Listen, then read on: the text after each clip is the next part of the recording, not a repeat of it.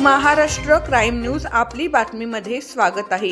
तारापूर तालुका पंढरपूर येथे शिवजयंती निमित्त भव्य शिवजन्मोत्सव पाळणा सोहळा उत्साहात संपन्न।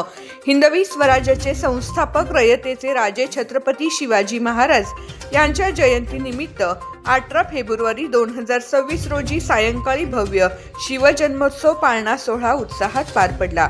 कार्यक्रमाची सुरुवात शिवजयंतीचे जनक महात्मा ज्योतिराव फुले यांच्या प्रतिमेच्या पूजनाने व पुष्पार्पणाने करण्यात आली। सायंकाळी 6 वाजता महात्मा फुले यांच्या प्रतिमेस अभिवादन करून शिवजयंती सोहळ्यास प्रारंभ झाला।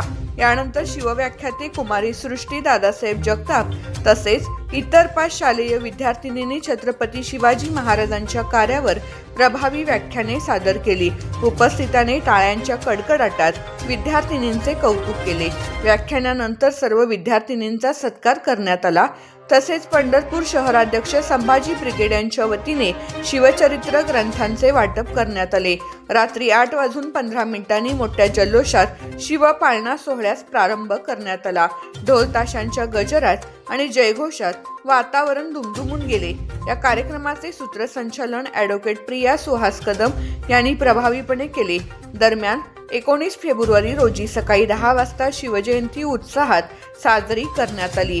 सदर कार्यक्रमाचे आयोजन SR ग्रुप सुरली गावठाण व समस्त ग्रामस्थ तारापूर यांच्या वतीने करण्यात आले।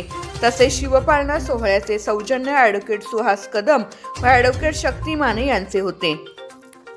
कार्यक्रमास गावातील महिला, पुरुष व युवक युवती मोठ्या संख्येने उपस्थित होते।